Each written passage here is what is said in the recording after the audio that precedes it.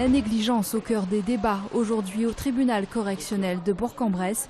EDF et le directeur de la centrale nucléaire du Bugey dans l'Ain comparaissaient pour de multiples infractions à la législation relative aux installations radioactives. Le 9 août 2011, des déchets radioactifs ont été stockés dans une carrière pour déchets non radioactifs par erreur. Le camion transportant les gravats avait pourtant été contrôlé à sa sortie sans être stoppé. Le réseau Sortir du nucléaire a porté plainte. Il s'agit d'une barrière qui était inexistante depuis 2 ans et qu'il fallait remplacer. C'est pas la Lune, on ne demande pas la Lune à EDF, on se demande juste de remplacer une barrière. L'autorité de sûreté nucléaire a en effet relevé des taux de radioactivité 3 fois supérieurs à la normale dans la décharge, présentant des risques de pollution sanitaire et environnementale. Le réseau Sortir du nucléaire tire la sonnette d'alarme sur ces incidents trop nombreux. Nous constatons régulièrement des manquements et des dysfonctionnements graves sur les installations nucléaires. Et donc en fait cette affaire est symptomatique de ces dysfonctionnements qui peuvent survenir sur tout le parc nucléaire français et pas seulement sur les centrales nucléaires. Le jugement a été mis en délibéré. On est heureux de travailler et d'avoir repris, tous. Enfin, l'usine Vénineuve a réouvert ses portes hier. Après 2 ans de fermeture, l'entreprise de toile cirée de Vénissieux est en plein ménage.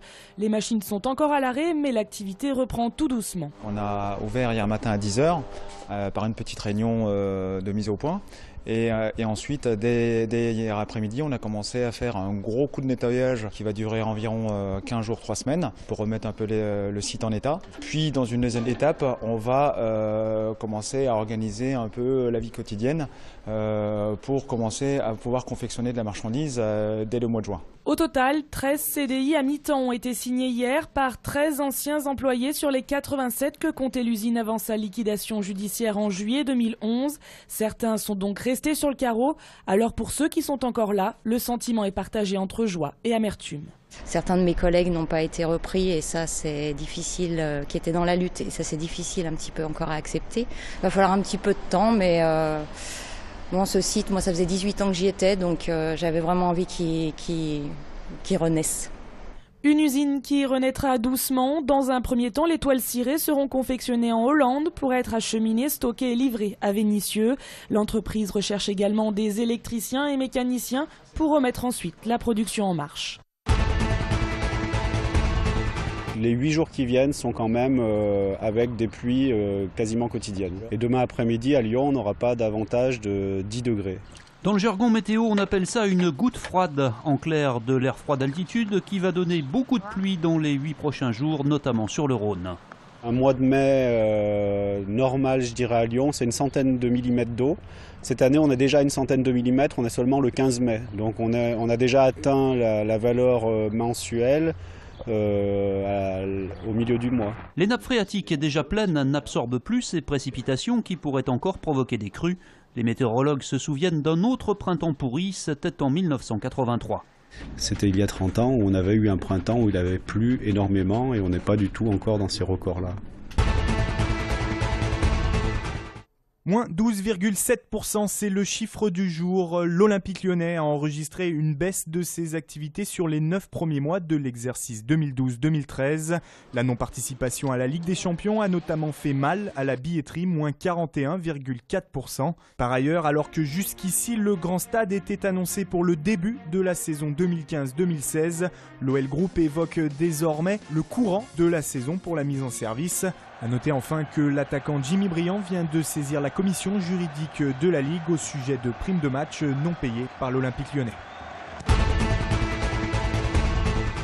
Il ne restera probablement pas dans les mémoires, mais hier soir à l'Astrobal, l'Asvel a remporté le premier match des quarts de finale de Pro face au Mans 69-52. Une rencontre jouée sur un drôle de rythme et marquée par de nombreuses erreurs de part et d'autre. Mais qu'importe la manière, finalement à ce stade de la compétition, seul le résultat compte. Franchement, c'est vrai que si on peut se faire plaisir en même temps, c'est un luxe, mais la priorité c'est de gagner. Ce qu'il faut retenir, c'est qu'on a bien appliqué ce que le coach nous a donné comme consigne au niveau défensif. parce que ça nous aidera toujours, même quand on pourra jouer des matchs où l'adresse ne sera pas au rendez-vous. Si le MSB compte dans ses rangs un arrière génial en la personne de Darius Washington, l'Asvel, elle a récupéré Alex Hacker. Arrivé il y a seulement 2 semaines à Villeurbanne comme joker médical, l'Américain finit meilleur marqueur des Verts et a illuminé de tout son talent une rencontre un peu terne, avec pour seul repère avec ses nouveaux coéquipiers un match amical.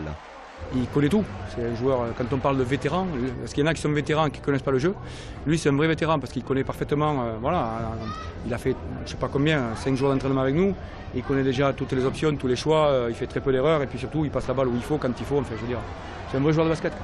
L'Asvel a donc pris la main avant le 2e match programmé demain dans la Sarthe. Ses adversaires sont prévenus, même sans être brillants, les Villeurbanais sont prêts à tout emporter sur leur passage.